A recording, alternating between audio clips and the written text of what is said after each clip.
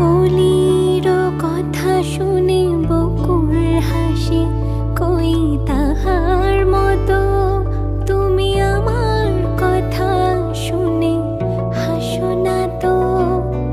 ধরার ধুলিতে যে ফাগুন আসে,